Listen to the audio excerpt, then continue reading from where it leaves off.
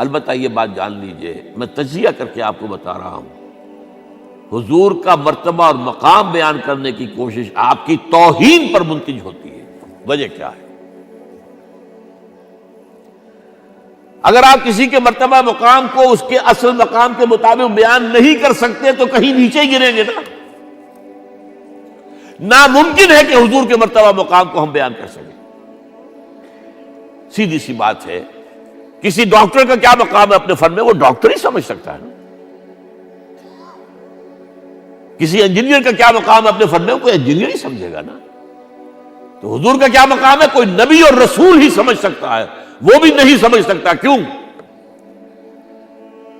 نیچے سے اپنے اوپر والے کا پورا ادراک ممکن نہیں ہوتا، اوپر والے کو پورا ادراک ہو سکتا ہے، نیچے والے کا۔ ظاہر بات ہے کہ حضور سب سے اونچے ہیں، سب سے اوپر ہیں، افضل الانبیاء ہیں، افضلہم۔ اس اعتبار سے وہ لطیفہ ہے کہ کسی جگہ پر کسی دیہاتی کی کوئی مدد کر دی کسی ڈپٹی کمشنر نے، شاید کہیں وہ کسی جگہ ڈوب رہا تھا، بچا لیا، اس نے کہا رب تینوں پٹواری کرے۔ اب یہ اس کی توہین ہوئی، کیا ہوا؟ اسے کیا پتا یہ ڈپٹی کمشنر کس بلا کا نام ہوتا ہے، اس کا کیا مقام ہے، کیا مرتبہ ہے۔ تو حضور کے مرتبہ اور مقام کو کسی درجے میں جاننے والے صرف انبیاء ہیں، کلی طور پر جاننے والے صرف اللہ کی ذات ہے اور کوئی نہیں۔ آپ بیان کریں گے تو کہیں نہ کہیں نیچے رہ جائیں گے۔ آپ کو کیا پتا، یہ جو آپ فرماتے ہیں کہ میں اپنے رب کے پاس رات گزارتا ہوں، ابھی تو عند ربی وہ یطعمنی و یسقین، وہ مجھے کھلاتا ہے پلاتا ہے، میں اور آپ سمجھ سکتے ہیں کچھ؟ شب معراج میں جو مشاہدات ہوئے ہم سمجھ سکتے ہیں؟ لقد رأى من آیات ربہ الکبریٰ، بس ختم۔ اذ یغشی السدرۃ ما یغشی، جبکہ اس بیری کے درخت کو ڈھانپے ہوئے تھا جو ڈھانپے ہوئے تھا، تم نہیں جان سکتے کیا ڈھانپے ہوئے تھا۔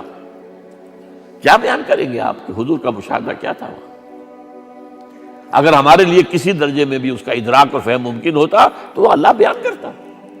اذ یغشی السدرۃ ما یغشی، جبکہ اس بیری کے درخت کو ڈھانپے ہوئے تھا جو ڈھانپے ہوئے تھا، بس تم نہیں جان سکتے۔ اس اعتبار سے شیخ سعدی کے بھی یہ رباعی جو ہے مبنی بر حق ہے 100%۔